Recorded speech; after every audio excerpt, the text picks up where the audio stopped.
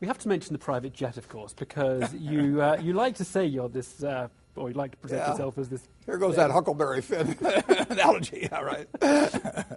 So why the private jet? That's the one indefensible because thing. It makes my life better. I mean, if I thought a different house would make my life better, I'd probably live in a different house. But the private jet really does make my life a lot better. I do have to travel around quite a bit, and money does that for me. It doesn't make me a better athlete. It doesn't make me handsomer. It doesn't make me a better dancer.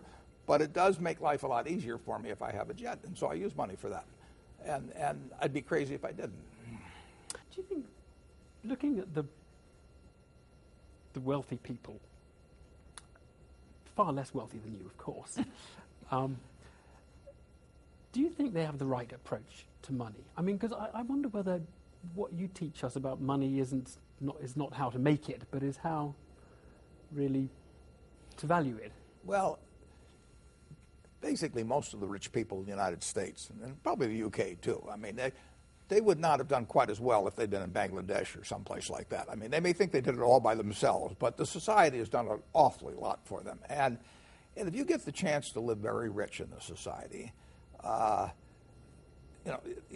you really ought to, in my view, you ought to have a taxation system, but you also ought to have a personal value system where you believe that a lot of that ought to go back to the people that got the short straws in life. I mean, when I was born, I was wired in a certain way. It works wonderfully in a big capitalist society. It wouldn't work so well if I'd been someplace where they devalued physical, ability or whatever it may be.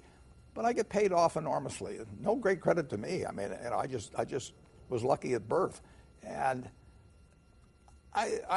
it's nice to give me a fair amount of the benefits from that. But I shouldn't delude myself into thinking I'm some superior individual because of that. I mean, and in the end, a market system allows me to get this enormous disproportionate amount of the country's resources into my hands. One way or another, a fair amount should get back to society. But you're not a socialist. I mean, you're.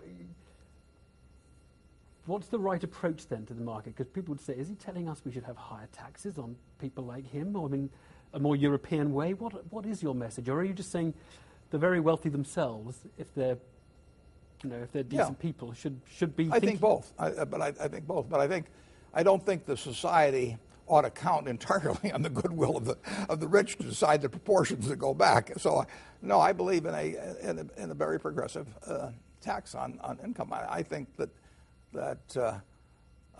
if I'm in a society that has $47,000 of GDP per person, which is a lot, but I end up with these enormous amounts of claim checks. And like I say, I was born that way. Stick me down some other place.